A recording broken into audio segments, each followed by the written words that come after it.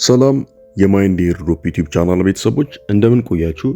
የፓውስ ክሌሚንግ ፕሮሰስ ከሁለት ቀን በፊት መጀመሩ ይታወቃል። ታዲያ የፓውስ ክሌሚንግ ፕሮሰስ ከመጣ በኋላ እስከ ዛሬ ድረስ ባለው ባይቢት እና ቢትጌት ብቻ ነው እዚህ ጋር ዲፖዚት አድሬስ እንድናስገባ ይመጡልን። ምናልባት እስከ ዛሬ ምሽት ድረስ ባለው ሌሎቹ ኤክስቼንጆች ይመጣሉ ብዬ ተስፋ አድርጋለሁ። ምክንያቱም የፓውስ ኤርድሮፕን ሊስት ለማድረግ አናውንስ ያደረጉ ወይንም ማስታወቂያ የሰሩ ኤክስቼንጆች ከ5 በላይ ናቸው። ለምሳሌ ያህል ጌታዮ እና ኦኬክስን ጨምሮ እንዲሁም ኩኮይንን የመሳሰሉ የተለያዩ ኤክስቼንጆች የፓውስ ቶክንን ሊስት እንደሚያደርጉና ወደ እነሱ ኤክስቼንጅ የፓውስን ቶክን መላክ እንደምንችል በራሳቸው ኦፊሻል ቻናል ላይ ሁሉም ፖስት አድርገዋል። ስለዚህ እስከ ዛሬ ማታ ድረስ ባለው እነዚህ ኤክስቼንጆች የራሳቸውን ዲፖዚት አድሬስ እዚህ የፓውስ ክሌሚንግ ቦት ላይ እንደሚያመጡ ምንም ጥርጥር የለም። ነገር ግን ታዲያ በዚህ ሁሉ አንድ ማስተዋል ያለብን ነገር አለ። እሱም ምንድነው? የፓውስ ክሌሚንግ ዴት የሚያበቃው ማርች 16 ነው። ይህ ማለት ዛሬ ማርች 15 ነው። ማርች 16 ደግሞ ነገ በእኛ ዕለተ እሁድ ማለት ነው። ዕለተ እሁድ እስከ ምሽቱ 1 ሰዓት ድረስ ባለው ብቻ ነው የፓውስ ክሌሚንግ ሊቆይ የሚችለው። ከዛ በኋላ ባለው የኛን የፓውስ ቶክን ወደ ኤክስቼንጅ መላክ የምንችለው ከሊስቲንግ በኋላ ነው። ስለዚህ ወደ ኤክስቼንጆች ያላኳችሁ ሰዎች እስከ ዛሬ ምሽት ድረስ ባለው ሌሎች ኤክስቼንጆች እስኪመጡ ድረስ መጠበቅ ነው። ምናልባት ምንም አይነት አዲስ ኤክስቼንጆች እስከ ዛሬ ምሽት የማይመጡ ከሆነ ነገ የራሳችሁን ውሳኔ እንድትወስኑ እላለሁ። ምክንያቱም ነገ የመጨረሻ ቀን ነው የሚሆነው። ከነገ በኋላ ባለው እንደነገርኳችሁ ወደ ኤክስቼንጅ መላክ ይቋረጣል። ከዛ በኋላ ባለው የሚሆነው ምንድነው? ከሊስቲንግ ዴት በኋላ ኦንቼንም ሆነ ኦፍቼን ክሌም የሚጀምር ይሆናል ማለት ነው። ከሊስቲንግ በኋላ ባለው የኛን ቶክን ወደ ኦንቼንም ሆነ ወደ ኦፍቼንም 3% የሚሆነውን ጋስ ፊ በመክፈል መላክ እንችላለን ማለት ነው።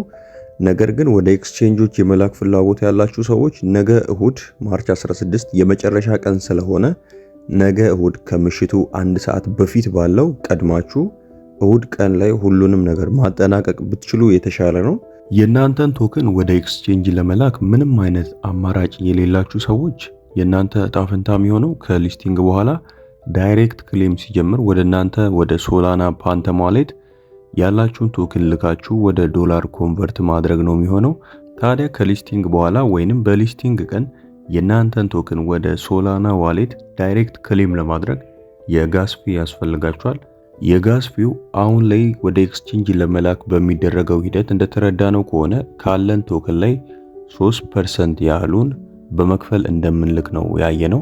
ነገር ግን ታዲያ ዳይሬክት ክሌም ሲጀምር 3%ቱ የሚሆነው ከኛ ቶክን ሳይሆን እኔ የሚመስለኝ ከሆነ ከዚህ በፊትም እንደተደረገው ለጋስ ፊ የምንጠይቀው እኛ ካለን ቶክን ላይ 3% የሚሆነውን የፓውስ ቶክን ሳይሆን የእኛን ቶክን 3% ያህል ወርዝ የሚያደርግ የሶላና ቶክን ነው የሚያስፈልገን። ስለዚህ ዳይሬክት ክሌም ሲጀምር ለጋስ ፊ ምን ያህል ሶላና እንደሚያስፈልግ አሁን ማወቅ አንችልም። ነገር ግን የፓውስ ቶክን ሊስት ከተደረገ በኋላ የኛን ኪስ በማይጎዳ መልኩ ለጋስ ፊ መክፈል አለብን ወይስ የለብንም የሚለውን ካለን ቶክን ጋር በማነጻጸር የጋስ ፊ በመክፈል ወደኛ የሶላና ፓንተም ዋሌት ዳይሬክት ክሌም ማድረግ እንችላለን ማለት ነው።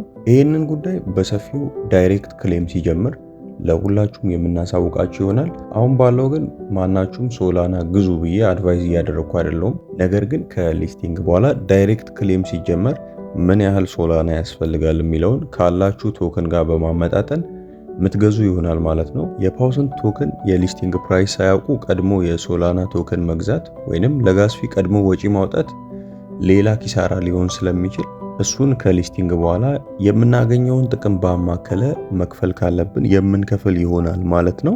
የፓውስ ቶክን ክሌሚንግ የሚቋረጥበትን ወይንም የሚጠናቀቅበትን ቀን ማርች 16 መሆኑን ከዚህ በፊት አላሳወቅንም ነበረ። ታዲያ በዚህ ቪዲዮ እስከ ማርች 16 ባለው ሁላችሁም የእናንተን ቶክን ልካችሁ ማጠናቀቅ እንድትችሉ ያዘጋጀንላችሁ ቪዲዮ በዚህ አብቅቷል። ጥያቄ ያላችሁ ሰዎች ኮመንት ማድረግ አይረሳ። ከመልቲ አካውንት ጋር በተገናኘ ከዚህ በፊት በሰራናቸው በሁለቱም ቪዲዮዎች ምን ማድረግ እንዳለብን በብዙ ማብራሪያ ተናግረናል። እነሱን ቪዲዮዎች በዚህ ቪዲዮ መጨረሻ ላይ ስክሪኑ ላይ ታገኟቸዋላችሁ። እነሱን ቪዲዮዎች ቼክ በማድረግ ስለ መልቲ አካውንት ያለንን አቋም በዛ መረዳት ትችላላችሁ ማለት ነው። ለዚህ ቻናል አዲስ የሆናችሁ ሰዎች ይህንን ቻናል ሰብስክራይብ ማድረግ አይረሳ። ቪዲዮ የተመቻችሁ ቪዲዮውን ላይክ እና ሼር ማድረግ አይረሳ። ለዛሬ ያዘጋጀንላችሁ ቪዲዮ በዚህ አብቅቷል። በቀጣይ ቪዲዮ እስክንገናኝ ድረስ ሰላም ቆዩልን።